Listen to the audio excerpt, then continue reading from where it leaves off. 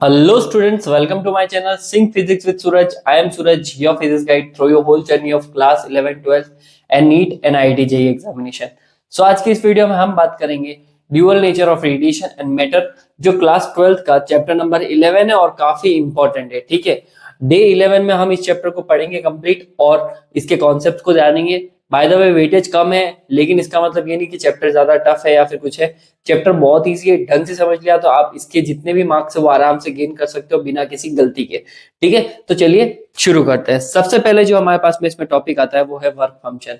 Work function क्या होता है कि the minimum amount of energy required bye N electron, किसी इलेक्ट्रॉन की वजह से जो इलेक्ट्रॉन अपने ऊपर एनर्जी गेन कर रहा है। ठीक है, कि minimum amount of energy required by electron, electron को कितनी एनर्जी की जरूरत है to just escape from the metal surface is known as the work function, ताकि वो किसी मेटल सरफेस के ऊपर से निकल सके, मेटल सरफेस से वो क्या हो सके, इजेक्ट हो सके। जब भी हम किसी रेडिएशन को किसी मेटल सरफेस पे डालते हैं तो इलेक्ट्रॉन क्या करता है, उस रेडिएशन से एनर्जी एब्जॉर्ब करता है और वो एनर्जी एब्जॉर्ब करके इलेक्ट्रॉन उस मेटल सरफेस को छोड़ के चला जाता है। तो इलेक्ट्रॉन को minimum amount of energy required होती है ना, उसे हम क्या बोलते हैं, वर्क फंक्शन। ये डिनोट होता है डब्ल्यू नॉट से। ठीक है, डिनोटेड बाय डब्ल्यू नॉट। फिर आती है हमारे पास में इलेक्ट्रोवोल्ट। ठीक है, क्या होता है इलेक्ट्रोवोल्ट और इसकी डेफिनेशन देख लेते हैं। इलेक्ट्रोवोल्ट को डिनोट किया जाता है ईवी से और it is the kinetic energy gain by N electron, किसी इलेक्ट्रॉन की वजह से जो इलेक्ट्रॉन ने एनर्जी गेन करी है, when it is accelerated through a potential difference of 1 volt. जब कोई एक इलेक्ट्रॉन 1 वोल्ट की पोटेंशियल डिफरेंस में से गुजरता है तो इलेक्ट्रॉन द्वारा गेन की गई एनर्जी, ठीक है, इलेक्ट्रॉन द्वारा मतलब कि इलेक्ट्रॉन ने जो गेन की है उस एनर्जी को अपन क्या बोलते हैं, इलेक्ट्रो वोल्ट बोलते हैं। दोनों एनर्जी अलग है। वर्क फंक्शन का मतलब है मेटल सरफेस से एक्सेप्ट होने के लिए इलेक्ट्रॉन को जो एनर्जी चाहिए वो वर्क फंक्शन है। लेकिन जब इलेक्ट्रॉन किसी 1 वोल्ट के पोटेंशियल डिफरेंस में से गुजर रहा हो, इधर +1 और इधर +1 लग रखा हो और उनके बीच में से इलेक्ट्रॉन जा रहा है, तो 1 वोल्ट पोटेंशियल डिफरेंस में जब वो गुजर रहा है तो उसको क्या बोलते हैं, हम इलेक्ट्रोवोल्ट बोलते हैं। ठीक है, 1 इलेक्ट्रोवोल्ट की वैल्यू जो होती है 1.6 इंटू 10⁻⁻19 जूल के इक्वल होती है और इसको हम मेगा इलेक्ट्रोवोल्ट में भी कन्वर्ट कर सकते हैं। बाय द वे मेगा का मतलब होता है 1 मेगा इक्वल्स टू 10⁻6। तो देखो 1 ईवी को अगर मैं मेगा में कन्वर्ट करूंगा तो 10⁻6 से मल्टीप्लाई करूंगा तो वी गॉट 1 ईवी की वैल्यू क्या हो जाएगी, 1 एमईवी, और आंसर आएगा 1.6 इंटू 10⁻13 जूल। ठीक है, तो ये क्वांटिटीज कुछ आपको याद रखनी पड़ेगी। अब मैंने बोला था इलेक्ट्रॉन को एमिशन करने के लिए बहुत से तरीके चाहिए होते हैं। जब इलेक्ट्रॉन किसी मेटल सरफेस को छोड़ के वो अपनी जगह छोड़ के वहां से चला जाता है तो उसके बहुत अलग अलग मेथड होते हैं। सबसे पहले देखते हैं what is the electron emission. ठीक है, the phenomena of emission of a electron from a metal surface. Emission का मतलब होता है निकलना। ठीक है, और वो फिनोमिना जहां पर एमिशन ऑफ इलेक्ट्रॉन होता है from a metal surface is called the electron emission. ठीक है, जब इलेक्ट्रॉन मेटल सरफेस को छोड़ के जा रहा है तो उसको इंग्लिश में क्या बोलते हैं, हम इलेक्ट्रॉन एमिशन बोलते हैं। ठीक है, इसके डिफरेंट काइंड्स ऑफ टाइप्स हो सकते हैं। जो पहला टाइप आता है उसको बोलते हैं हम थर्मोनिक एमिशन। ठीक है, इसका सही प्रोनाउंसिएशन है थर्मियोनिक एमिशन। और थर्मियोनिक एमिशन का मतलब ये है कि electrons are emitted from a metal surface with the help of thermal energy. जब किसी मेटल को गर्म किया जाता है तो वो क्या हो जाता है, लाल कलर का बन जाता है या फिर उसमें से एनर्जी निकलने लगती है। तो उस कंडीशन में एक्चुअल में एनर्जी नहीं, क्या निकल रहे हैं, हमारे इलेक्ट्रॉन्स निकल रहे हैं प्लस हीट भी निकल रही है। तो ये जो चीज होती है इसको क्या बोलते हैं, थर्मियोनिक एमिशन। ठीक है, देख सकते हो आप हमारे पास में एक हॉट एलिमेंट है और उस हॉट एलिमेंट में से क्या निकल रहे हैं, इलेक्ट्रॉन निकल रहे हैं। यहाँ पे हॉट एलिमेंट के तौर पे हमने फिलामेंट को ले रखा है। जब उसको गर्म करेंगे तो ये जो इलेक्ट्रॉन निकले हैं इनको क्या बोलते हैं, क्या, एनर्जाइज एक्साइटेड इलेक्ट्रॉन्स, जो है ना थर्मल एनर्जी की वजह से निकल रहे हैं। इस वजह से इसका नाम क्या है, थर्मियोनिक एमिशन। दूसरा वाला जो हमारे पास में होता है उसको बोलते हैं फील्ड और कोल्ड कैथोड एमिशन। इसमें इलेक्ट्रॉन को मेटल सरफेस से निकालने के लिए क्या किया जाता है, देखते हैं। Electrons are emitted from a metal surface by subjecting it to a very high electric field। जब इलेक्ट्रॉन्स को क्या किया जाता है, टारगेट करवाया जाता है। कैसे, देखो electrons are emitted from a metal surface, electron metal surface से तब निकलेंगे जब subjecting it to a very high electric field, मतलब कि मेटल शीट को या मेटल सरफेस को हमने बहुत ही ज्यादा हाई इलेक्ट्रिक फील्ड में रख दिया, तो उस हाई इलेक्ट्रिक फील्ड के अट्रैक्शन की वजह से मेटल्स के अंदर से क्या निकलने लग जाएंगे, इलेक्ट्रॉन निकलेंगे, और उसे ही हम क्या बोलते हैं, फील्ड और कोल्ड कैथोड एमिशन बोलते हैं। ठीक है, तो यहाँ पे सिंपल सा कॉन्सेप्ट है कि भाई इलेक्ट्रॉन्स निकल रहे हैं किसी मेटल सरफेस में, और वो कैसे निकल रहे हैं, जब हमने उसको क्या रखा, हाई इलेक्ट्रिक फील्ड के अंदर रख दिया, और अट्रैक्शन की वजह से इलेक्ट्रॉन निकल गए। ठीक है, फिर आता है हमारे पास में तीसरा टाइप, फोटो इलेक्ट्रिक एमिशन। क्या होता है फोटो इलेक्ट्रिक एमिशन? पूरा चैप्टर बाय द वे इसी के ऊपर बेस्ड है, फोटो इलेक्ट्रिक एमिशन के ऊपर बेस्ड है। Electrons are emitted from a metal surface with the help of suitable electromagnetic radiation. जब भी किसी मेटल सरफेस के ऊपर इलेक्ट्रोमैग्नेटिक रेडिएशन, रेडिएशन बहुत तरह का हो सकता है, ठीक है, रेडियो वेव हो सकती है, गामा वेव हो सकती है, एक्सरे हो सकती है, इनविजिबल हो सकती है, इंफ्रारेड हो सकती है। जब इस तरह की रेडिएशन को अपन किसी मेटल सरफेस के ऊपर फॉल करते हैं, तो सूटेबल इलेक्ट्रोमैग्नेटिक रेडिएशन की वजह से उस मेटल सरफेस के इलेक्ट्रॉन इजेक्ट हो जाते हैं, वो बाहर निकल जाते हैं, और इसे हम बोलते हैं फोटो इलेक्ट्रिक एमिशन। और जो चौथा टाइप आता है हमारे पास में, उसको बोलते हैं सेकेंडरी एमिशन। सेकेंडरी एमिशन में क्या होता है, electrons are ejected from a metal surface by striking fast moving electrons over it. जब किसी मेटल सरफेस के ऊपर बहुत ही फास्ट तरीके से आने वाले इलेक्ट्रॉन्स को टारगेट किया जा सकता है, तो वो आने वाले इलेक्ट्रॉन्स ऑलरेडी मेटल सरफेस में प्लेस्ड इलेक्ट्रॉन को उनकी जगह से रिप्लेस कर देंगे, और इस तरह के एमिशन को क्या बोलते हैं, हम सेकेंडरी एमिशन बोलते हैं। सिंपल सा है ना, कि हम हाई बीम ऑफ इलेक्ट्रॉन को अगर किसी मेटल सरफेस के ऊपर डाले, तो वो इलेक्ट्रॉन्स उस मेटल सरफेस के इलेक्ट्रॉन्स को रिमूव कर देंगे वहां से, और खुद उनकी जगह ले लेंगे। इस तरह की एमिशन को हम क्या बोलते हैं, सेकेंडरी एमिशन बोलते हैं। तो हमारे ये जो चार एमिशन है ना, कौन से? पहला है थर्मियोनिक एमिशन, जहां पे थर्मल एनर्जी गर्मी की वजह से निकल रहे हैं। दूसरा फील्ड, इलेक्ट्रिक फील्ड की वजह से निकल रहे हैं। तीसरा फोटो इलेक्ट्रिक एमिशन, जिसमें है ना रेडिएशन की वजह से निकल रहे हैं। और चौथा वाला जो है सेकेंडरी एमिशन, इसमें है ना इलेक्ट्रॉन्स किससे निकल रहे हैं, दूसरे इलेक्ट्रॉन को टारगेट करने की वजह से। ठीक है, लेकिन हमारा जो चैप्टर बेस्ड है वो है पूरा का पूरा फोटो इलेक्ट्रिक इफेक्ट के ऊपर डिपेंडेंट है। तो चलिए, चैप्टर की असली शुरुआत कह सकते हो आप, जो है वो फोटो इलेक्ट्रिक इफेक्ट से शुरू होती है। तो what is the photo electric effect? The phenomena of emission of electrons from a metal surface when electromagnetic radiation of sufficiently high frequency are incident on it। जब किसी मेटल सरफेस के ऊपर electromagnetic radiation को fall किया जाता है, और वो electromagnetic radiation high frequency, sufficiently high frequency का हो, कि भाई मेटल सरफेस को इतनी फ्रीक्वेंसी का ही रेडिएशन चाहिए होता है, उसकी बाद में ही उसका फोटो इलेक्ट्रिक एमिशन होता है। तो एक सूटेबल फ्रीक्वेंसी के बाद में होता है, तो फोटो इलेक्ट्रिक एमिशन पूरा का पूरा फ्रीक्वेंसी पे डिपेंडेंट है। अगर सूटेबल फ्रीक्वेंसी नहीं मिलेगी तो कोई भी इलेक्ट्रॉन वहां से इजेक्ट नहीं होंगे, और सूटेबल मिल गई तो इलेक्ट्रॉन वहां से एमिट हो जाएंगे। ठीक है, तो इस तरह के फिनोमिना को हम क्या बोलते हैं, फोटो इलेक्ट्रिक इफेक्ट बोलते हैं। And the light generated electrons are called photo electrons. Radiation की वजह से जो इलेक्ट्रॉन इजेक्ट होकर सरफेस से निकल रहे हैं, उनको क्या बोलते हैं, हम फोटो इलेक्ट्रॉन्स बोलते हैं। ठीक है, अब देखो, alkali metals like lithium, sodium, potassium, cesium shows this effect with the visible light। ठीक है, ये कुछ मेटल है, ठीक है, और लिथियम, सोडियम, पोटेशियम और सीजियम जो है वो विजिबल लाइट की कंडीशन में ही क्या दिखाएंगे, फोटो इलेक्ट्रिक इफेक्ट दिखाएंगे। जबकि metals like zinc, cadmium, manganese respond to the UV rays. ठीक है, और ये मैग्नीशियम वगैरह जो है अपने पास में, सॉरी मैग्नीज नहीं, मैग्नीशियम है। तो ये जो मेटल्स है वो यूवी रेज की लेकर क्या होता है, कह सकते हो रेस्पॉन्ड करते हैं। मतलब कि इन मेटल्स के ऊपर आप यूवी रेज डालोगे तो ही फोटो इलेक्ट्रिक एमिशन होगा, अदरवाइज नहीं होगा। और इन पे क्या डालोगे आप, विजिबल डालोगे तो ही इनका क्या होगा, एमिशन होगा।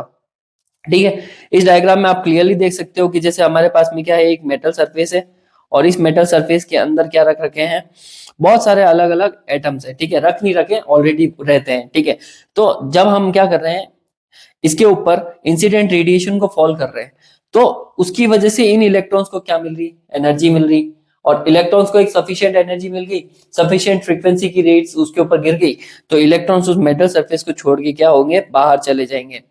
और ये जो फिनोमिना होगा इसे हम बोलते हैं फोटो इलेक्ट्रिक इफेक्ट, और जो इलेक्ट्रॉन्स निकले उनको हम क्या बोलते हैं, फोटो इलेक्ट्रॉन्स। ठीक है, तो ये था हमारे पास में photo electric effect. Photo electric effect को पढ़ने के लिए डिफरेंट डिफरेंट साइंटिस्ट लोगों ने क्या किया, डिफरेंट डिफरेंट ऑफ एक्सपेरिमेंट्स किए to show the photo electric effect हम वन बाय वन करके क्या करेंगे, उनको पढ़ते हैं। चलो शुरू करते हैं। जो सबसे पहला फोटो इलेक्ट्रिक इफेक्ट को पढ़ने का जो हमारे पास में एक्सपेरिमेंट है वो है हमारे पास में हर्ट्ज ऑब्जर्वेशन। क्या किया उसने, the phenomena of a photo electronic emission was discovered in 1887 by Heinrich Hertz। Hertz ने है ना सबसे पहले है ना इसके बारे में डिस्कवर किया कि during his electromagnetic wave experiment in his experimental investigation on a production of electromagnetic waves by means of a spark discharge। तो वो कुछ डिस्चार्ज कर रहे थे, कुछ स्पार्किंग कर रहे थे, और उनका ऑब्जर्वेशन किस पे था, इलेक्ट्रोमैग्नेटिक वेव का एक्सपेरिमेंट था, वो उनको स्टडी कर रहे थे। ठीक है, और जब वो उनको स्टडी कर रहे थे तो हुआ क्या कि स्पार्क डिस्चार्ज के समय hertz observe that high voltage spark across the detector loop were enhance when the emitter plate was illuminated by UV light from an arc lamp। तो उसने ऑब्जर्व किया कि ये स्पार्क डिस्चार्ज जो है, उस स्पार्क डिस्चार्ज में थोड़ा इंक्रीमेंट हो गया। स्पार्क डिस्चार्ज मतलब थोड़े से स्पार्क्स बढ़ गए जब एमीटर प्लेट के ऊपर यूवी रेडिएशन उन्होंने डाला।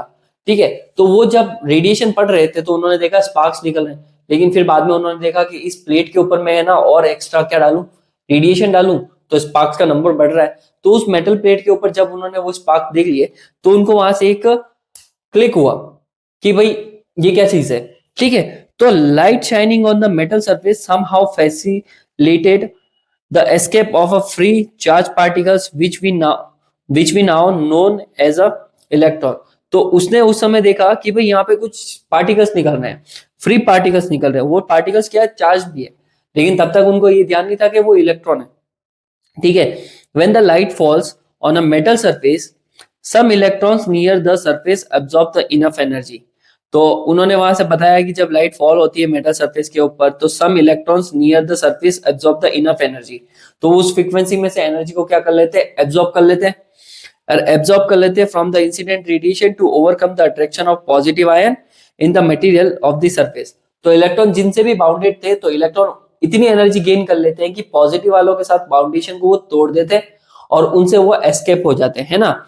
After gaining the sufficient energy from the incident light the electron escape from the surface.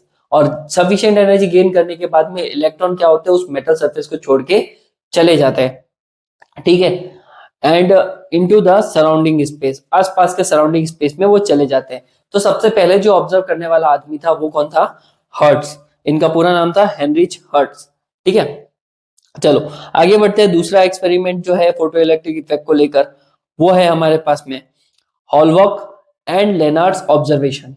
ठीक है, हॉलवॉक और लेनार्ड दोनों पार्टनर थे, साइंटिस्ट थे, और उन्होंने है ना ऑब्जर्व करा फोटो इलेक्ट्रिक इफेक्ट के बारे में। ठीक है, ये हर्ट्ज ऑब्जर्वेशन के बाद में करा इन्होंने, तो इनको थोड़ा बहुत आइडिया तो था फोटो इलेक्ट्रिक इफेक्ट होता क्या है। देखो उन्होंने क्या किया, Hallwachs connected a zinc plate to an electroscope. ठीक है, ये जैसा आप देख सकते हैं यहाँ पे हमारे पास में एक क्या दे रखा है, इलेक्ट्रोस्कोप दे रखा है।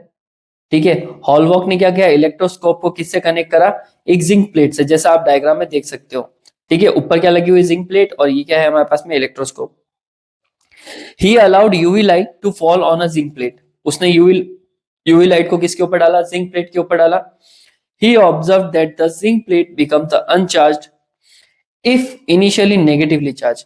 उसने ऑब्जर्व करा कि अगर जिंक को पहले हम क्या कर ले, नेगेटिव चार्ज कर ले, तो वो रेडिएशन डालने की वजह से क्या हो जाएगी, न्यूट्रल हो जाएगी। मतलब न्यूट्रल होने का मतलब क्या हो जाएगी, अनचार्ज हो जाएगी। यहाँ पे लिखा है ना कि zinc plate become अनचार्ज if initially negatively charge. शुरुआत में अगर वो प्लेट नेगेटिव है तो वो चीज क्या हो जाएगी, अनचार्ज हो जाएगी, और पॉजिटिवली चार्ज इफ इनिशियली अनचार्ज। और उसने ऑब्जर्व करा कि अगर शुरुआत में मैं उसको क्या रखूं, अनचार्ज रखूं, तो रेडिएशन डालने से वो चीज क्या बन जाएगी, पॉजिटिवली चार्ज बन जाएगी। और उसने आगे और ऑब्जर्व करा कि more positively charged if initially positive charged. अगर पहले पॉजिटिव है तो और ज्यादा क्या हो जाएगी, पॉजिटिव हो जाएगी, मोर। तो ये कुछ ऑब्जर्व करे तो उसने देखा ये कैसे हो रहा है। तो ऑब्वियस ही बात है ना बेटा कि अगर वो नेगेटिव चार्ज है तो वहां पे है ना रेडिएशन डालने से वो नेगेटिव निकल गया, तो बॉडी क्या हो जाएगी, अनचार्ज हो जाएगी। और ऑलरेडी पॉजिटिव है तो इसका मतलब नेगेटिव आयन कम है, तो और ज्यादा डालने से रेडिएशन से वो पॉजिटिव और ज्यादा पॉजिटिव हो जाएगा, क्योंकि वहां से नेगेटिव निकलते जा रहे हैं। और ये चीजों से उसने ऑब्जर्व करा कि भाई हाँ, ऐसा कुछ इफेक्ट है जिसकी वजह से वहां से नेगेटिव चार्ज क्या हो रहा है, निकलता जा रहा है। अगर मैं उसके ऊपर क्या डालूं, यूवी रेडिएशन, और नेगेटिव चार्ज निकलने का वजह क्या है, फोटो इलेक्ट्रिक इफेक्ट है। ठीक है। So from this observation, he concluded that the some negatively charged particles were emitted by the zinc plate. तो उसने नोटिस करा कि जिंक प्लेट से क्या निकल रहे हैं, नेगेटिव चार्ज निकल रहे हैं when exposed to the UV rays, जब उसके ऊपर यूवी रेज को डाला जाता है। ठीक है। फिर आगे कौन आया, लेनार्ड आया। लेनार्ड ने क्या किया, Lenard observe that when UV rays are allowed to fall on a emitter plate of an evacuated glass tube. उसने ऑब्जर्व करा कि जैसे कि देखो, लेनार्ड का एक्सपेरिमेंट बहुत सिंपल सा है, जिस तरह से इसका था। ठीक है। इसने इलेक्ट्रोस्कोप की बात करी और यहाँ पे यूवी रेज को डाल के ऑब्जर्व करा कि नेगेटिव पॉजिटिव हो रहा है, क्योंकि कुछ इलेक्ट्रॉन नेगेटिव चार्ज निकल रहा है। ठीक है। तो लेनार्ड ने भी ऐसे ही कुछ ऑब्जर्वेशन करा। उसने क्या ली, इवैक्यूएटेड ग्लास ट्यूब ली। ठीक है। इसको आप क्या बोल सकते हैं, क्वार्ट्ज बल्ब बोल सकते हो। और उसके एक तरफ रखी एक प्लेट मेटल, दूसरी वाली प्लेट एनोड। तो एक कैथोड हो गई, एक एनोड हो गई। नेगेटिव चार्ज लगा दिया, फिर पॉजिटिव लगा दिया, बैटरी से कनेक्ट करके एक गैल्वेनोमीटर यहाँ पे उसने लगा दिया। तो उसने ऑब्जर्व किया कि when UV rays are allowed to fall on a emitter plate मतलब ये सी, इसके ऊपर जब वो फॉल कर रहा है तो as soon as the UV rays are stop, the current also does stop. तो उसने ऑब्जर्व किया कि इस सर्किट में करंट रुक गया है, जैसे यूवी रेज को उसने स्टॉप किया। लेकिन उसने नोटिस करा कि यूवी रेस डाल रहे हो तो करंट आ भी रहा है। ठीक है। तो करंट है ना, आ रहा है जब यूवी रेस चल रहा है, यूवी रेस गई तो करंट स्टॉप हो जाता है। It causes the emission of electrons from the surface. तो उसने देखा कि यहाँ पे कुछ तो गड़बड़ है। तो उसने देखा कि यहाँ से क्या निकल रहे हैं, इलेक्ट्रॉन्स निकल रहे हैं, जैसा आप डायग्राम में देख सकते हो। तो ये इलेक्ट्रॉन्स एक प्लेट से दूसरी प्लेट की तरफ चले गए, बिकॉज ये प्लस चार्ज है और ये एनोड है तो ये प्लस है। तो पॉजिटिव की तरफ क्या हो गए, इलेक्ट्रॉन्स अट्रैक्ट हो गए। ठीक है। This electrons are attracted by the positive collector plate so that the circuit is complete and current flows. तो उसने ऑब्जर्व करा कि जैसे यूवी रेडिएशन डाला, इलेक्ट्रॉन निकले और इलेक्ट्रॉन पॉजिटिव की तरफ अट्रैक्ट हो गए, तो इलेक्ट्रॉन्स का फ्लो बन गया, जिससे क्या बन चुका वहां पे, करंट बन गया। ठीक है। तो ये ऑब्जर्व किसने करा, लेनार्ड ने ऑब्जर्व करा। ठीक है। तो बहुत सिंपल सा था लेनार्ड का ऑब्जर्वेशन। और Hallwachs and Lenard also observe that when the frequency of incident light was less than a certain minimum value called the threshold frequency, no photo electron were emitted at all. उन दोनों ने observe करा कि भाई एक certain amount of frequency चाहिए, हर एक metal की अपनी अपनी एक सर्टेन अमाउंट ऑफ फ्रीक्वेंसी चाहिए उनको, कि उस फ्रीक्वेंसी से ज्यादा होने पर ही हमारा क्या होगा, फोटो इलेक्ट्रिक इफेक्ट होगा। उस फ्रीक्वेंसी से कम होने पर फोटो इलेक्ट्रिक इफेक्ट कुछ भी नहीं होने वाला है। ठीक है। तो उस फ्रीक्वेंसी को क्या बोलते हैं हम, threshold frequency. So threshold frequency की डेफिनेशन की बात करें तो it is a minimum required frequency by a metal to eject their electron. ठीक है। ताकि इलेक्ट्रॉन उसकी सरफेस को छोड़ के चला जाए, और वो फ्रीक्वेंसी को हम थ्रेशोल्ड फ्रीक्वेंसी बोलते हैं। इसी से कम पे नो फोटो इलेक्ट्रिक एमिशन, इससे ज्यादा पे no photo electric emission. But इसकी सफिशिएंट वैल्यू पे मैच कर जाए तो वहां से फोटो इलेक्ट्रिक एमिशन होगा। ठीक है। अब आता है हमारे पास में experimental study of photo electric effect. ठीक है। Experimental study of photo electric effect का मतलब क्या है, हमें इसके डिफरेंट काइंड्स ऑफ इफेक्ट देखने हैं कि किस तरह से हम अगर टर्मिनल्स को बदल दें, किस तरह से हम करंट को बढ़ा घटा सकते हैं, किस तरह से फ्रीक्वेंसी को चेंज किया जा सकता है, किस तरह से वेवलेंथ बदल सकते हैं, किस तरह से इंटेंसिटी बदल सकते हैं। तो उन इफेक्ट्स को हमें देखना है अभी एक्सपेरिमेंटल वे में। ठीक है। तो चलो देखते हैं क्या है ये। तो हमारे पास में एक्सपेरिमेंटल वे में फोटो इलेक्ट्रिक इफेक्ट पढ़ने के लिए हमारे पास में एक तो है सबसे पहले फोटो सेंसिटिव प्लेट्स सी, और इस तरफ क्या है हमारे पास में दूसरी फोटो सेंसिटिव प्लेट। इनको कनेक्ट कर रखा है हमने कम्यूटेटर की मदद से। फिर एक माइक्रोमीटर लगा हुआ है, एक वोल्ट मीटर है, एक बैटरी लगा रखी है, और ये कैथोड और एनोड जो हमने लगा रखे हैं यहाँ पे, उनको है ना इवैक्यूएटेड ग्लास ट्यूब में रख रखा है। ऐसी ट्यूब जिसके अंदर कोई मीडियम नहीं है, तो इसके अंदर क्या है, सिर्फ वैक्यूम है। ठीक है। और बस ये इसका कंस्ट्रक्शन खत्म हो गया। और बाय द वे एक रियोस्टेट भी यहाँ पे लगा हुआ है। ठीक है। यहाँ पे मेन कम्यूटेटर का काम क्या है, टर्मिनल स्विच करने का। टर्मिनल स्विच करने का मतलब एक बार इसको पॉजिटिव और नेगेटिव बना सकते हैं, और ये नेगेटिव फिर इसको पॉजिटिव बना सकते हैं। तो टर्मिनल्स को स्विच करने का काम कौन करेगा, कम्यूटेटर करेगा। इवैक्यूएटेड ग्लास ट्यूब, ताकि वैक्यूम में कोई पार्टिकल दूसरा ना आ जाए। फिर एक क्वार्ट्ज विंडो लगा रखी है इस ग्लास ट्यूब के जस्ट ऊपर की तरफ, ताकि इंसिडेंट रेडिएशन उसके अंदर से फॉल होता हुआ अंदर आ सके। तो देखो इस एक्सपेरिमेंट को कैसे करा जाता है।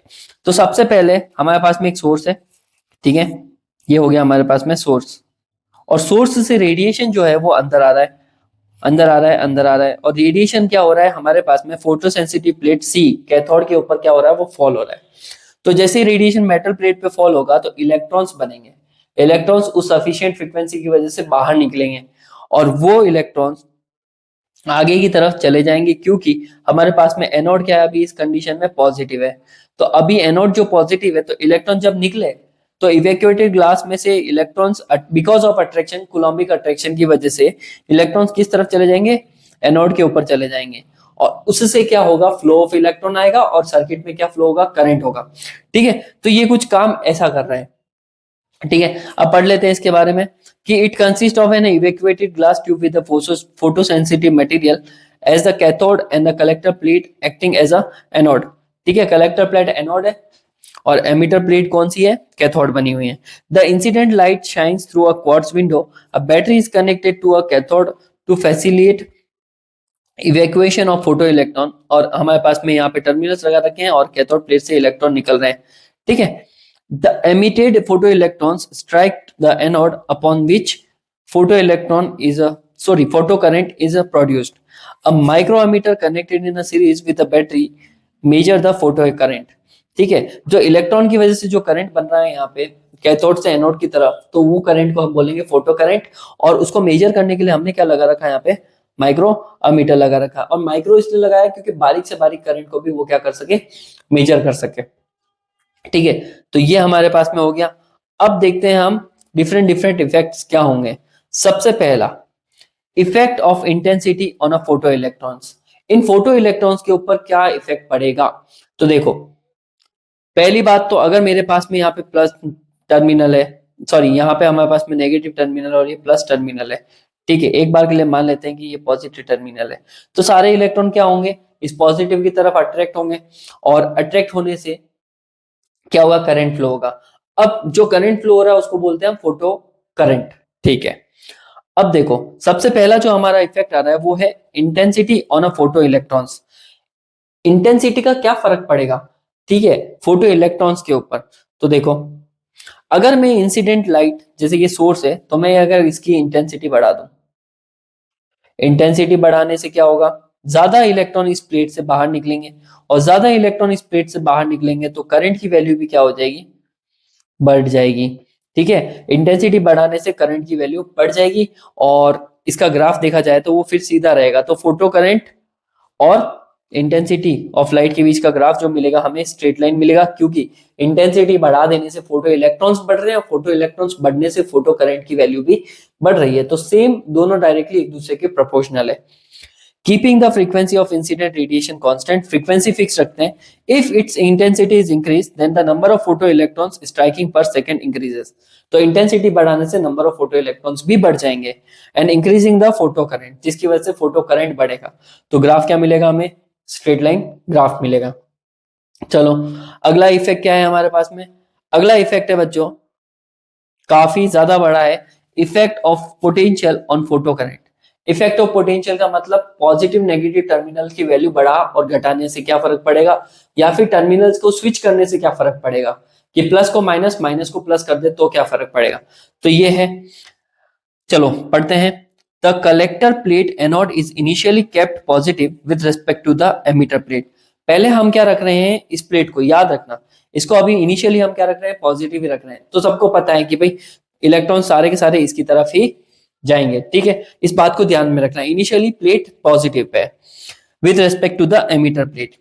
As the potential at the anode is increase, जैसे जैसे आप पोटेंशियल बढ़ाओगे, मतलब कि प्लस टर्मिनल को आप बढ़ाओगे ना, उसकी वैल्यू बढ़ाओगे, the photo current measured by the micrometer also increases. तो होगा क्या, जितना पॉजिटिव टर्मिनल बढ़ेगा और ज्यादा इलेक्ट्रॉन उस पॉजिटिव टर्मिनल के पास में अट्रैक्ट होंगे, और पॉजिटिव बढ़ाओगे तो और इलेक्ट्रॉन अट्रैक्ट होंगे। तो जिसकी वजह से क्या होगा, माइक्रोमीटर में करंट की वैल्यू क्या होगी, इंक्रीज होगी। Even at a zero potential some photo current exist due to the already emitted electrons. चाहे आप टर्मिनल के पोटेंशियल को बिल्कुल जीरो कर दो तो भी थोड़े अमाउंट ऑफ इलेक्ट्रॉन्स निकलेंगे कलेक्टर प्लेट से, सॉरी कलेक्टर प्लेट की तरफ निकलेंगे, ठीक है।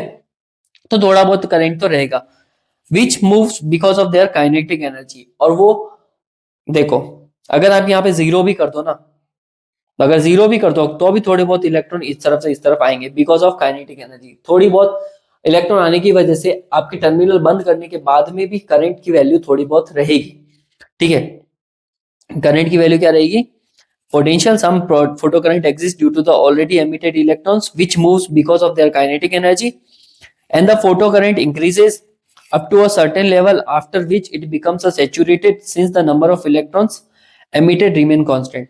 तो करंट की वैल्यू बढ़ाओ, ठीक है, टर्मिनल बढ़ रहे हैं, पोटेंशियल प्लस में बढ़ रहा है तो करंट की वैल्यू भी साथ साथ में बढ़ रही है, बट करंट की एक वैल्यू सर्टेन वैल्यू तक जाके रुक जाएगी और नंबर ऑफ इलेक्ट्रॉन्स की नंबर जो होंगे वो भी कांस्टेंट हो जाएंगे, तो करंट की वैल्यू भी क्या हो जाएगी, कांस्टेंट।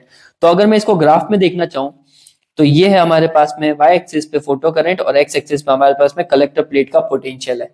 तो आप धीरे धीरे देखो, धीरे धीरे आप उसका पोटेंशियल बढ़ाओगे ना तो एक सर्टेन वैल्यू तक तो हमारे पास में करंट की वैल्यू धीरे धीरे बढ़ेगी, ठीक है, और वो वैल्यू एक लेवल पे जाके कांस्टेंट हो जाएगी और मैक्सिमम वैल्यू बढ़ जाएगी। तो डिफरेंट डिफरेंट वैल्यूज के लिए, डिफरेंट डिफरेंट पोटेंशियल के लिए ये देखो हमारे पास में करंट की वैल्यू है, ठीक है। तो यहाँ पे देख के पता पड़ रहा है I3 की वैल्यू जो है वो I1 से ज्यादा है, और करंट जब मैक्सिमम हो चुका है तो उसके बाद में उस करंट की वैल्यू और ज्यादा नहीं बढ़ेगी, ठीक है। When a polarity is reverse, और हाँ बाय द वे जो करंट की वैल्यू नहीं बढ़ेगी मैक्सिमम, और मैक्सिमम करंट को हम यहाँ पे क्या बोलेंगे, सैचुरेटेड, सैचुरेटेड करंट, ठीक है, ये सैचुरेटेड करंट रहेगा। आगे चलते हैं हम कि अब क्या होगा यहाँ पे, when the polarity is reverse the photo current start decreasing. Polarity reverse करने का मतलब क्या है, अब हमारी जो एनोड प्लेट है पॉजिटिव साइड आ गया, हम उसको नेगेटिव बना लेंगे, ठीक है। तो पोलैरिटी रिवर्स करने का मतलब होता है ये देखो, तो अब हम क्या करेंगे, इसको नेगेटिव कर लेंगे। तो अब नेगेटिव करोगे तो तुम बताओ कि नेगेटिव इलेक्ट्रॉन्स क्या इस नेगेटिव के पास में जाएंगे, नहीं, वो उसको रिपेल करेंगे। अब वो नेगेटिव इलेक्ट्रॉन्स इस प्लेट के ऊपर जाना प्रेफर नहीं करेंगे बिकॉज ऑफ रिपल्शन, है ना।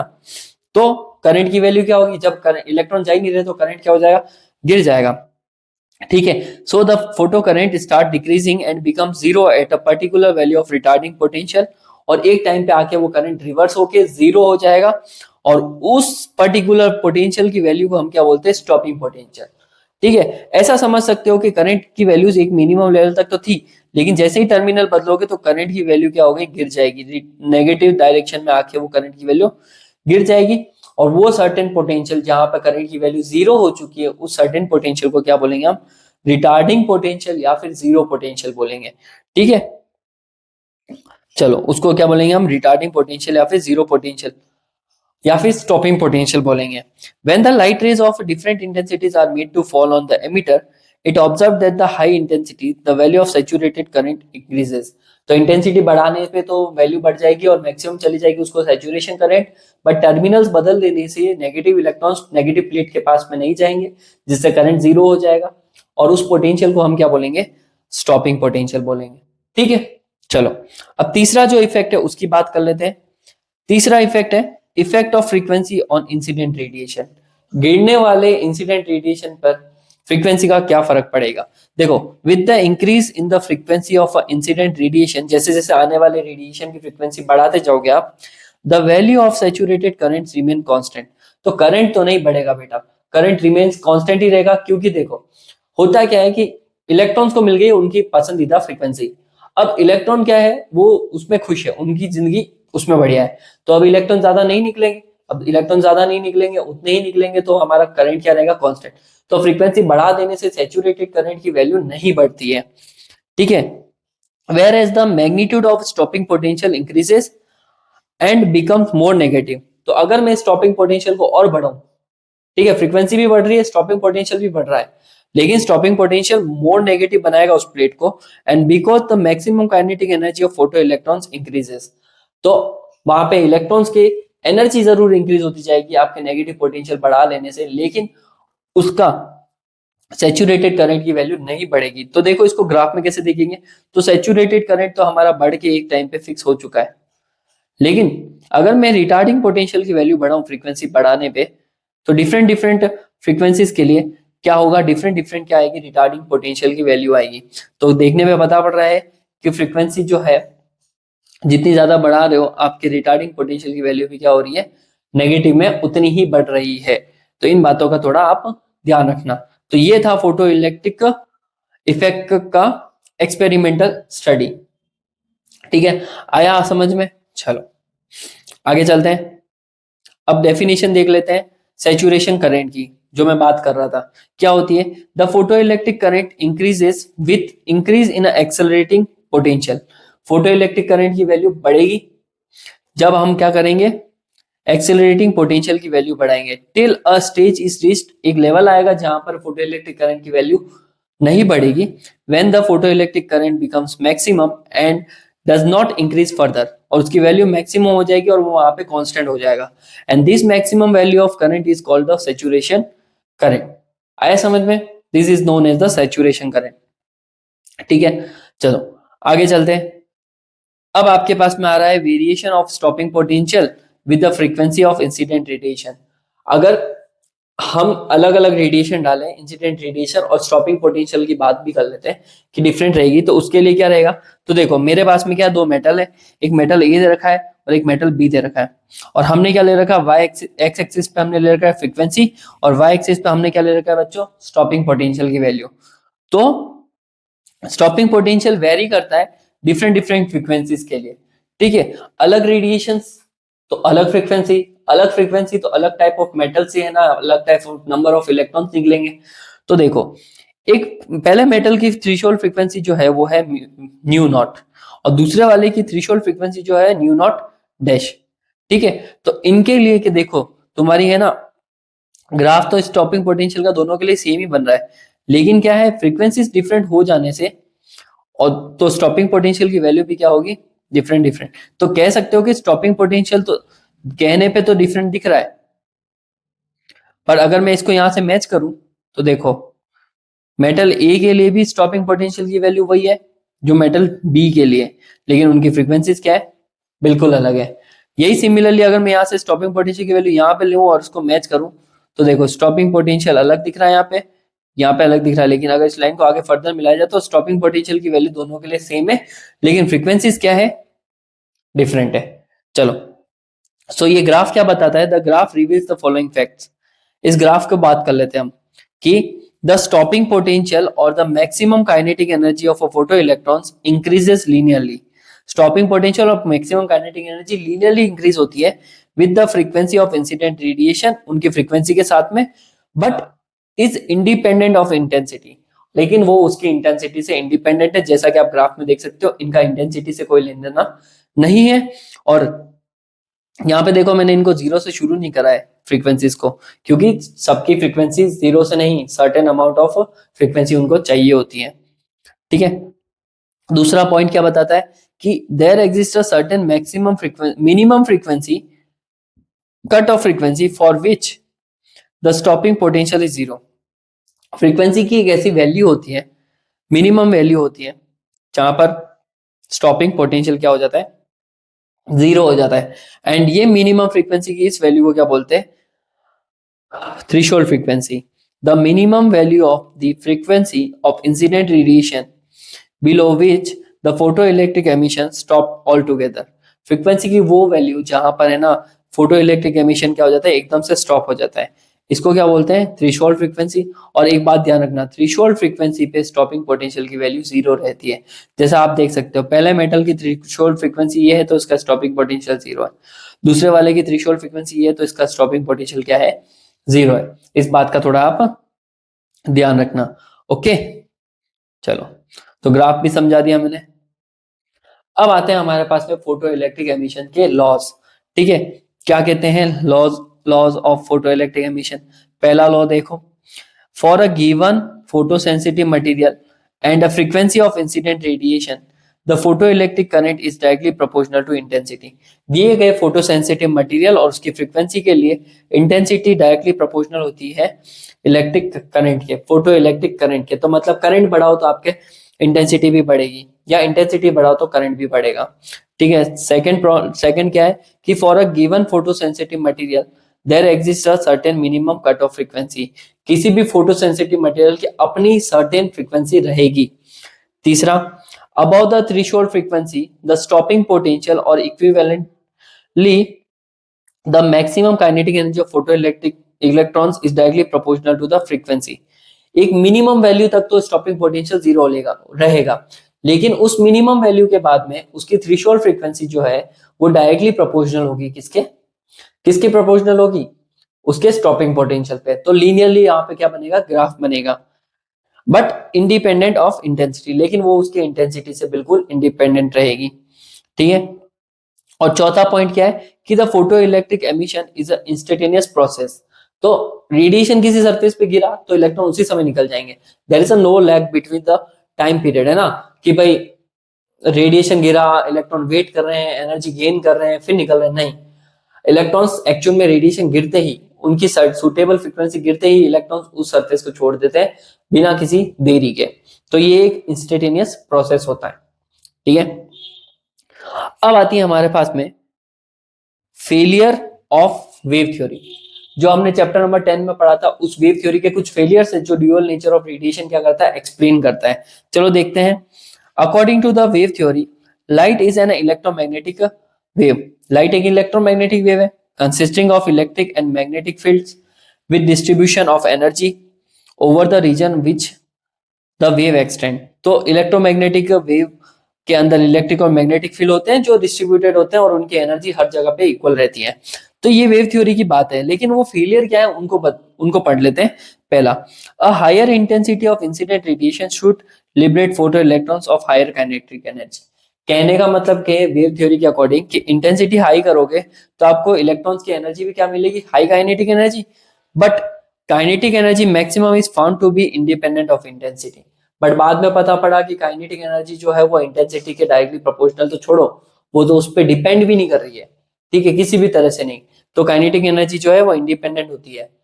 तो ये पहला फेलियर तो वेव थ्योरी का ही था। सेकंड फेलियर क्या है हमारे पास में कि no matter what the frequency of incident radiation is, a light wave is sufficiently high intensity should be able to eject electron from a metal surface।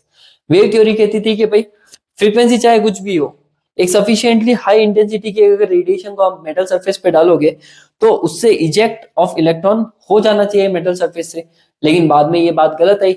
Wave theory explain the existence of a frequency, could not explain, मैं यहाँ पे लिखना रह गया, wave theory could not explain the existence of threshold frequency. तो modern physics बताता है threshold frequency के बारे में, वेव थ्योरी एक्सप्लेन नहीं कर पाई। और तीसरा जो पॉइंट है कि an electron intercept a very small amount of energy of a light wave and so it should require a finite time. कहते हैं कि जब इलेक्ट्रॉन के ऊपर एक सफिशिएंट हाई फ्रीक्वेंसी या फिर हाई एनर्जी गिर जाए तो इलेक्ट्रॉन क्या करेगा, it should required a finite time. Electron को टाइम चाहिए होगा एनर्जी एब्जॉर्ब करने के लिए, एनर्जी गेन करने के लिए, to escape from the metal surface, ताकि वो मेटल सरफेस से निकल सके। बट वी नो दैट कि एमिशन एक इंस्टेंटेनियस रिएक्शन है, तो सीधी सी बात है कि ये वाली बात भी गलत हो गई। तो वेव थ्योरी इन सभी पॉइंट्स को एक्सप्लेन नहीं कर पाई, तो ये कुछ फेलियर्स थे वेव थ्योरी के। ठीक है बच्चों। तो अब आ रहा है हमारे पास में Einstein theory of photo electric effect. तो क्या होता है आइंस्टीन की थ्योरी, ठीक है, देखते हैं। तो सबसे पहले हमारे पास में क्या दे रखा है, एक मेटल दे रखा है जिसके अंदर है ना हमारे पास में बाउंडेड इलेक्ट्रॉन्स है, और उसके ऊपर क्या गिर रहा है, इंसिडेंट फोटोन्स गिर रहे हैं। इंसिडेंट फोटोन्स क्या होता है मैं अभी बताऊंगा। और जैसे ही इंसिडेंट फोटोन इसके ऊपर गिर रहे हैं तो इलेक्ट्रॉन्स जो होते हैं एक पर्टिकुलर अमाउंट ऑफ एनर्जी को गेन करके, kinetic energy half m square को गेन करके सरफेस छोड़ के चले जाते हैं। ठीक है। अब इसमें आइंस्टीन का क्या रोल है, देखो। Einstein explain photo electric effect on the basis of Planck quantum theory. Planck की जो क्वांटम थ्योरी थी उसके अकॉर्डिंग आइंस्टीन ने बोला था, according to which a light radiation in the form of a discrete photon. उसने कहा लाइट जब भी किसी सरफेस पे गिरती है तो वो छोटे छोटे से बंडल फॉर्मेट में किसी सरफेस के ऊपर गिरती है। उन डिस्क्रीट बंडल एनर्जीज को हम क्या बोलते हैं, फोटोन्स बोलते हैं। And the energy of each photon is H new. तो आइंस्टीन ने बोला कि ये फोटोन जो गिर रहे हैं, एनर्जी के पैकेट जो छोटे छोटे गिर रहे हैं, हर एक की एनर्जी क्या होगी, एच न्यू रहेगी। जहां पर एच जो है हमारा प्लांक कांस्टेंट है, प्लांक नहीं दिया था, और न्यू क्या है, आने वाले इंसिडेंट फोटोन्स की क्या है, फ्रीक्वेंसी है।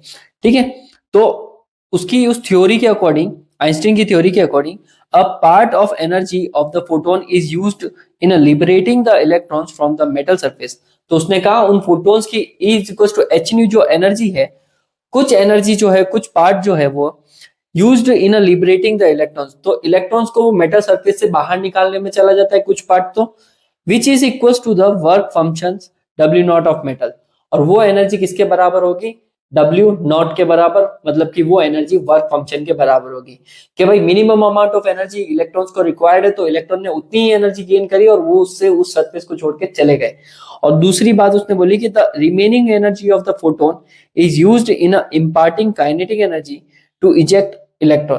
तो वो थोड़ी एनर्जी तो इलेक्ट्रॉन ने क्या कर ली, गेन कर ली वर्क फंक्शन के फॉर्मेट में, और थोड़ी बहुत एनर्जी काइनेटिक एनर्जी के फॉर्मेट में इजेक्टेड इलेक्ट्रॉन्स को उस जगह को छोड़ के जाने में चली गई। तो दो पार्ट है, आधी एब्जॉर्ब कर रहे हैं और वो वहां से जा रहे हैं।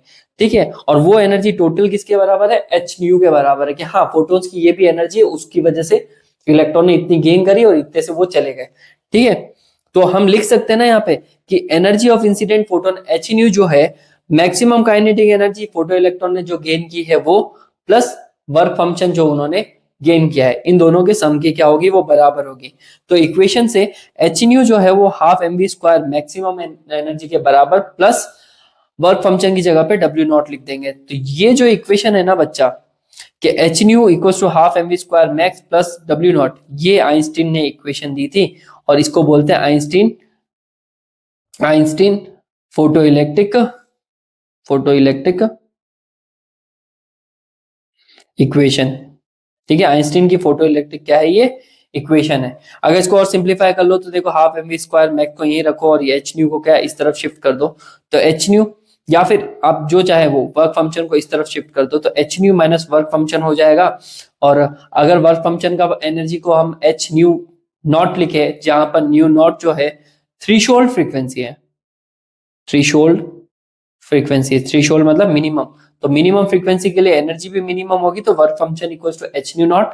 तो मैं यहाँ पे डब्ल्यू नॉट की जगह पे ये डाल दूंगा, तो एच न्यू नॉट आ जाएगा, और यहाँ से एच जो है वो हमारा कॉमन आ गया, तो half M we square maximum equals to H nu minus nu naught. तो this is called the Einstein photo electric equation.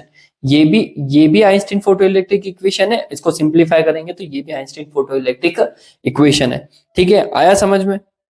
चलो अब आगे देखते हैं आइंस्टीन फोटो इलेक्ट्रिक इक्वेशन से रिलेटेड एक एप्लीकेशन, कि डिटर्मिनेशन ऑफ प्लांक कांस्टेंट को डिटरमाइन करना है हमें, एंड द वर्क फंक्शन और प्लांक कांस्टेंट के साथ में रिलेशन से हमें एक ग्राफ बनाना है, और हमें पढ़ना है कि किस तरह से वर्क फंक्शन जो है वो वेरी करता है।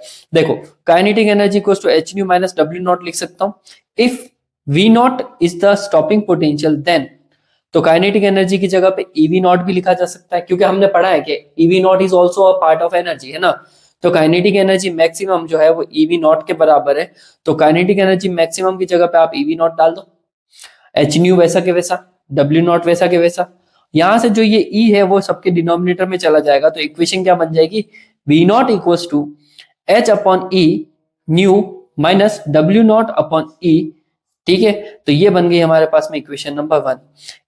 अब अगर मैं स्लोप की equation y equal to M X plus C से कंपेयर करूं, तो हमारा स्लोप बनेगा m की जगह पे तो आ रहा है बच्चा h अपॉन ई, x पे क्या लेना है, न्यू लेना है, मतलब कि x पे हमारे पास में आएगी फ्रीक्वेंसी, प्लस कांस्टेंट टर्म क्या है हमारे पास में c, लेकिन नेगेटिव में है ना, c की जगह पे वो क्या आ रहा है, डब्ल्यू नॉट अपॉन ई क्या आ रहा है, नेगेटिव में।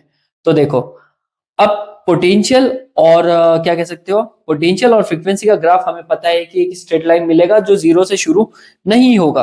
ठीक है, तो ये आ गया हमारे पास में 0 और हमारे पास में फ्रीक्वेंसी की मिनिमम वैल्यू आ गई यहाँ पे, इसको बोलेंगे हम थ्रेशोल्ड फ्रीक्वेंसी।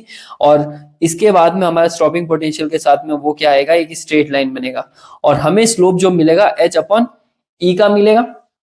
और एक्स एक्सिस में हमारे पास में फ्रीक्वेंसी, वाई एक्सिस में हमारे पास में क्या मिल जाएगी, स्टॉपिंग पोटेंशियल। इस इक्वेशन को मैंने y equal to mx plus c से कंपेयर करा तो नेगेटिव में वैल्यू है तो ये नेगेटिव में आया और यहाँ पे हमें मिल गया minus W naught upon E. ठीक है, तो बस ये हमने डिटरमाइन कर लिया और हमें रिलेशन वगैरह मिल गए। ठीक है, चलो आगे चलते हैं। अब आ रहा है हमारे पास में पार्टिकल पिक्चर ऑफ लाइट और इसके बाद में हमारे पास में आएगा ड्यूअल नेचर ऑफ लाइट, मतलब कि ड्यूअल नेचर ऑफ रेडिएशन, दोनों पढ़ेंगे। पार्टिकल पिक्चर का मतलब क्या होता है देखते हैं। Light behave as if it was made of a discrete packet of energy called quanta. Planck ने क्या बोला था, लाइट ऐसे बिहेव करती है जैसे कि वो छोटे छोटे एनर्जी के बंडल्स है, उनको हम क्या बोलते हैं, क्वांटा बोलते हैं या फिर फोटॉन्स बोलते हैं। Each quanta of light has the energy H nu, हर एक फोटोन और हर एक बंडल की एनर्जी एच न्यू होगी एंड मोमेंटम जो होगा उनका वो एच न्यू बाय सी रहेगा। ठीक है, ये सब किसने बताया था, प्लांक ने बताया था। And this particle was called photons, in particles को अपन बोलते हैं फोटॉन्स। अब पार्टिकल पिक्चर ऑफ लाइट का मतलब क्या है, इसमें हमें पार्टिकल पढ़ना है।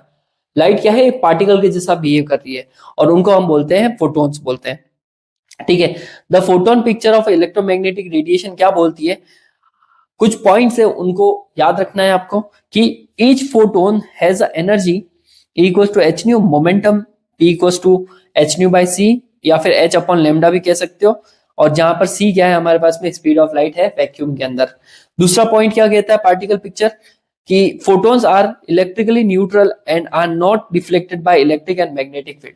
ये जो छोटे छोटे से एनर्जी के बंडल फोटोन्स है ये न्यूट्रल होते हैं और ये ना तो इलेक्ट्रिक फील्ड से इफेक्ट होंगे ना मैग्नेटिक फील्ड से इफेक्ट होंगे, क्योंकि इनके पास ना इलेक्ट्रिक प्रॉपर्टीज है ना मैग्नेटिक प्रॉपर्टीज है। थर्ड पॉइंट क्या कहता है, in the photon particle collision, जब किसी फोटोन को किसी पार्टिकल मतलब कि सरफेस पे गिराया, मेटल सरफेस पे इलेक्ट्रॉन से टकराया, किसी और चीज से टकराया, whatever it is, collision the total energy and the total momentum are conserve. तो उस कंडीशन में एनर्जी और मोमेंटम कंजर्व रहेगा बिकॉज कंजर्वेशन ऑफ एनर्जी और कंजर्वेशन ऑफ मोमेंटम के थ्रू। ठीक है, but the number of photons need not be conserve. तो उस कंडीशन में जरूरी नहीं कि नंबर ऑफ फोटोन्स क्या हो, कंजर्व हो, मतलब कि उनके कुछ ना कुछ फोटोन्स जो है वो एनर्जी फॉरवर्ड में एब्जॉर्ब हो सकते हैं, इधर उधर चले जा सकते हैं सराउंडिंग में या डिविएट हो सकते हैं। तो नंबर ऑफ फोटोन्स नहीं रहे बदले, सॉरी नंबर ऑफ फोटोन्स जो है वो कांस्टेंट नहीं रहेगा, लेकिन एनर्जी और मोमेंटम क्या रहेगा वहां पे कांस्टेंट रहेगा। चौथा क्या है कि if the intensity of light of a given wavelength is increased, अगर वेवलेंथ को बढ़ाया जाए, उसकी इंटेंसिटी को बढ़ाया जाए, then there is a increase in the number of photons, तो उससे फोटोन्स के नंबर भी बढ़ जाएंगे। और पांचवा पॉइंट क्या कहता है, the frequency of photons does not change as it travels from one medium to another. इनकी फ्रीक्वेंसी नहीं बदलेगी, ठीक है, जब वो एक मीडियम से दूसरे मीडियम में ट्रेवल करेंगे। तो ये जो पॉइंट्स थे वो पार्टिकल पिक्चर को बताते हैं। पार्टिकल मतलब light behave as a particle. चलो अब बात करते हैं हम ड्यूअल नेचर की। ठीक है, ड्यूअल नेचर ऑफ रेडिएशन। अब ये ड्यूअल नेचर ऑफ रेडिएशन क्या होता है, देखो, the phenomena like interference, diffraction और पोलराइजेशन, ये कुछ फिनोमिना है फिजिक्स के। Etc can be satisfactory explain only on the basis of wave nature. तो ये सारे फिनोमिना हम किसके थ्रू समझा सकते हैं, वेव नेचर के थ्रू समझा सकते हैं। मतलब हमें इन फिनोमिना को समझाने के लिए लाइट को वेव मान के ही पढ़ना पड़ेगा।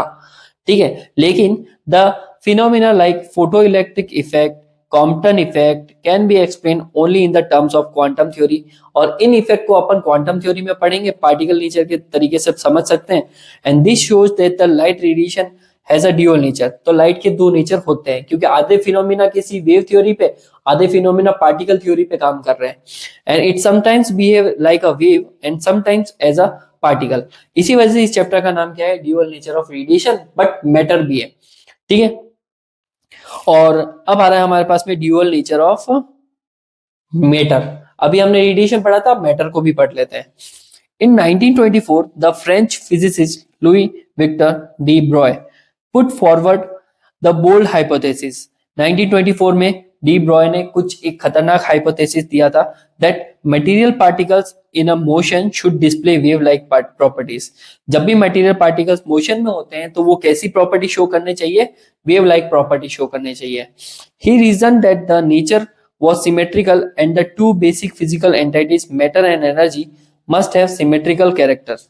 और उसने उसके बाद में बताया कि जो फिजिकल एंटिटीज होती है लाइक मैटर हो गया या फिर एनर्जी जो होती है, ठीक है, मटेरियल मास या फिर एनर्जी जो होती है must have the symmetrical character. तो उन दोनों का भी कैरेक्टर क्या है, सिमिलर है। तो उसने एनर्जी को किससे रिलेट कर दिया, मास से। और दूसरी बात उसने ये भी बता दिया कि मटेरियल पार्टिकल अगर मोशन में है तो वो वेव का नेचर भी शो करना चाहिए, है ना। So if the radiation shows the dual nature show should matter, तो वो कहता है कि रेडिएशन का अगर ड्यूअल नेचर है तो मैटर का भी है, क्योंकि मैटर में जो है मास एनर्जी से रिलेट कर रहा है, ठीक है। एंड द वेव, तो उसके बाद में उसका हाइपोथेसिस था कि the wave associated with the material particles in the motion are called de Broglie waves. तो उसने बोला जो भी वेव्स है ना, मटेरियल पार्टिकल्स की जो भी वेव्स है मोशन शो करती है और एनर्जी वगैरह है और वेव वेव के जैसा वो क्या कर रही है, बिहेव बिहेव कर रही है। तो उस तरह की वेव्स को उसने क्या बोल दिया, मैटर वेव्स बता दिया वहां पे। और ये इसके बोल्ड हाइपोथेसिस थे, ठीक है। उस समय तक लोगों के लिए ये चीजें इतनी ज्यादा वो नहीं करती थी, क्या कहते हैं, मतलब कि इतना खतरनाक हाइपोथेसिस। आज तो सबको पता है हाँ दोनों नेचर होता है, इलेक्ट्रॉन जो है वो वेव के जैसा भी करता है और इलेक्ट्रॉन जो है पार्टिकल का भी बिहेव करता है। लेकिन उस समय लोगों के लिए काफी आश्चर्यजनक था, ठीक है, सरप्राइजिंग था वो सब कुछ। फिर उसने उसके अकॉर्डिंग है ना खुद की इक्वेशन दी। उसने उसके अकॉर्डिंग क्या दिया, डी ब्रॉय वेव इक्वेशन। उसने खुद की एक इक्वेशन बनाई, ठीक है। Consider photon as a electromagnetic wave of frequency nu. मान लो कि एक फोटोन है जो है ना वेव के जैसा बिहेव कर रहा है, जिसकी फ्रीक्वेंसी क्या दे रखी है, nu. Its energy from Planck quantum theory. तो एनर्जी का फॉर्मूला होगा E equal to H nu, equation number 1। By Einstein mass energy equivalence relation E equal to m c square भी होता है, इक्वेशन नंबर 2। तो ये भी एनर्जी फोटोन की है, ये भी एनर्जी फोटोन की है। तो उसने क्या किया, एच न्यू को एम सी स्क्वायर के इक्वल पुट कर दिया। तो h nu equal to m c square, ठीक है, कोई दिक्कत नहीं। फिर फ्रीक्वेंसी का फॉर्मूला होता है सी बाय लेमडा। तो फ्रीक्वेंसी का फॉर्मूला सी बाय लेमडा वहां पे डाल दिया। तो जैसे ही एच सी अपॉन लेमडा बना, और यहाँ पे अभी हमारे पास में क्या हो जाएगा, एक सी से सी स्क्वायर कैंसल आउट हो जाएगा। तो हम लिख सकते हैं ना, लेमडा को ऊपर भेज दो और एमसी को क्या करेंगे, हम नीचे भेज देंगे। तो lambda equals to M upon C, मतलब lambda equals to H Planck upon M C, जहां पर एम मास ऑफ फोटोन हो जाएगा और सी क्या है, स्पीड ऑफ लाइट हो जाएगी। बट अगर लाइट वेव ट्रैवल कर रही है किसी मीडियम में, तो मैं एच एम सी को क्या लिख सकता हूँ, एम वी भी लिख सकता हूँ, मास इंटू वेलोसिटी। तो और मास इंटू वेलोसिटी को हम क्या लिखते हैं, मैं यहाँ लिख देता हूँ, मोमेंटम लिखते हैं, ठीक है। तो लेमडा किसके बराबर आ गया बच्चों, lambda equals to h by p. ये जो है फेमस रिलेशन है डी ब्रॉय का, और डी ब्रॉय ने इसको बोलते हैं de Broglie wave equation. This is the de Broglie wave equation for material particles. सभी तरह के मटेरियल पार्टिकल्स के लिए ये यूज करती है। क्यों, देखो यहाँ पे, it explains the dual nature of matter as it connects the wave characteristics lambda, lambda waves के लिए आता है, with the particle characteristics p, momentum. Momentum जो आता है वो पार्टिकल कैरेक्टरिस्टिक्स में, लेमडा जो है वो वेव कैरेक्टरिस्टिक्स में। तो दोनों ही रिलेशन से ये बाइंड करता है। तो ये इक्वेशन बहुत ही मैटर करती है और ड्यूअल नेचर को क्या करती है, शो करती है, ठीक है। फिर इसने इसको और भी फर्दर सॉल्व करा है बहुत सी अलग अलग चीजों में, कि भाई डी ब्रॉय वेवलेंथ को in terms of kinetic energy भी निकाला है। तो देखो, de Broglie wavelength of an electron, किसी इलेक्ट्रॉन की de Broglie wavelength of a kinetic energy, kinetic energy के फॉर्म में। देखो, consider an electron of mass M an electron E, ठीक है, एक इलेक्ट्रॉन लेते हैं जिसका मास एम दे रखा है और उसका चार्ज क्या दे रखा है, ई। Let v be the velocity attained by the electron when it is accelerated from rest to attain kinetic energy। मान लो कि v वेलोसिटी है जब इलेक्ट्रॉन ना अपनी स्पीड बढ़ा के एक्सेलरेट हो रहा है और काइनेटिक एनर्जी को क्या करता है, वो अटेन करता है, मैक्सिमम काइनेटिक एनर्जी। तो देखो kinetic energy half M we square किसके बराबर, के के बराबर। यहां से मैं इसको सिंप्लीफाई कर लूंगा तो 2 इससे मल्टीप्लाई हो जाएगा, 2k, m डिनोमिनेटर में आ जाएगा और v स्क्वायर को मैं अंडर रूट डाल दूंगा तो वेलोसिटी का फॉर्मूला आ गया, ठीक है, इन terms of kinetic energy. The de Broglie wavelength of electron is lambda equals to h upon mv, ठीक है। h upon mv आप यहाँ पे क्या कर सकते हैं, वैल्यूज पुट कर लेंगे हम, ठीक है। तो यहाँ पे वैल्यू पुट करेंगे mv और h under root 2k m, done. यहाँ से वेलोसिटी हमने यहाँ पे डाल दी और मास को भी सिंप्लीफाई कर दिया। मैं इसको एक सिंपल पेज पे करके बताता हूँ आपको, एड अ पेज। तो उसने क्या बोला कि V जो है हाफ एम वी स्क्वायर जो है वो काइनेटिक एनर्जी, मैं इसको यहाँ पे ये ले लेता हूँ, V जो हो जाएगा वो हो जाएगा √2k अपॉन m। तो लेमडा का फॉर्मूला हो जाएगा H अपॉन एम वी। तो आप H अपॉन यहाँ पे क्या डाल दोगे, मास की जगह पे तो मास ही रहेगा, अंडर रूट हो जाएगा ये 2k अपॉन m।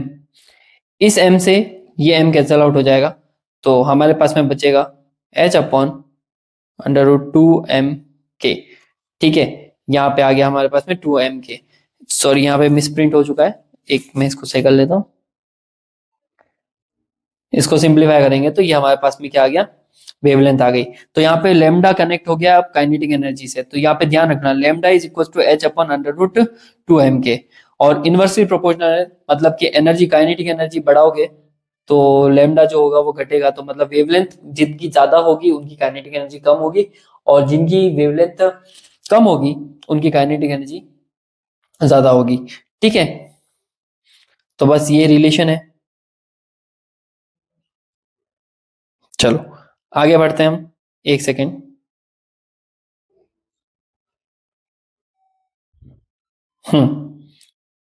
अब आ रहा है हमारे पास में D Broglie wavelength of an electron accelerated through a potential difference V। जब डी ब्रॉय वेवलेंथ किसी पोटेंशियल में से गुजर रही हो तो पोटेंशियल के साथ में रिलेशन निकालते हैं। तो kinetic energy equals to half M we square. ठीक है, वर्क डन ऑन इलेक्ट्रॉन किसके बराबर होगा, ईवी के बराबर, क्योंकि energy is a work function और वर्क फंक्शन इज ईवी। तो आप यहाँ पे ना वर्क डन जो है उसको लिख दिया हमने ईवी के फॉर्मेट में। तो जितना भी इलेक्ट्रॉन उस पोटेंशियल में से गुजर रहा है, जिस पोटेंशियल में से इलेक्ट्रॉन गुजर रहा है उसमें काइनेटिक एनर्जी वो उतनी ही गेन करेगा जितना उसके ऊपर क्या होगा, वर्क डन होगा। तो ये दोनों क्या हो जाएंगे, इक्वल हो जाएंगे। हाफ एम वी स्क्वायर किसके बराबर, ईवी के बराबर आ जाएगा। इसको सिंप्लीफाई करेंगे हम तो v velocity equals to under root 2ev upon m, 2ev upon m आया। ठीक है, अब क्या करना है अपने को, लेमडा डी ब्रॉय वेवलेंथ का फॉर्मूला डालेंगे, lambda equals to h upon p, sorry h upon p या फिर h अपॉन एम वी। तो h upon m under root velocity की वैल्यू यहाँ पे डाल दी तो ये हो जाएगा 2ev अपॉन m। कोई दिक्कत नहीं यहाँ तक, इस m से ये m कैंसल आउट हो जाएगा, तो lambda equals to h upon under root 2mev। ठीक है, अगर मैं यहाँ पे Planck constant, mass of electron और इलेक्ट्रॉन का चार्ज पुट कर दूं तो ये वैल्यूज पुट करने के बाद में मुझे लेमडा का एक वैल्यू मिलेगा which is 12.3 upon under root V. तो पोटेंशियल और वेवलेंथ जो है वो एक दूसरे के क्या है, इनवर्सली प्रोपोर्शनल है। ये रिलेशन याद रखना बहुत ही इंपॉर्टेंट है। तो lambda equals to 12.3 upon under root V angstrom. ठीक है, आप इसको ऐसे भी लिखो या फिर आप चाहो तो ऐसे भी लिख सकते हो, lambda equals to 12.3 into 10 to the power minus का 10 metre upon under root V, आपकी मर्जी। ठीक है, तो ये था हमारे पास में dual nature of radiation and matter वाला चैप्टर, और आई होप आपको सब कुछ समझ में आया होगा। अगर कोई डाउट रहता है तो कमेंट सेक्शन में बताइए, और क्या क्या वीडियोस और लेके आनी चाहिए वो भी मुझे कमेंट सेक्शन में जरूर बताना। ठीक है, तो आई होप अच्छे से पढ़ रहे होंगे, बोर्ड एग्जाम से पास में है तो प्लीज अच्छे से पढ़ना। फिजिक्स बहुत ही टफ क्वेश्चन पूछे जा रहे हैं आजकल, और बहुत ही कॉम्पिटेंसी बेस्ड बढ़ चुका है, तो एक एक डिटेल पढ़ना बहुत ही जरूरी है। ठीक है, तो मिलते हैं नेक्स्ट वीडियो में, तब तक के लिए बाय बाय, टेक केयर।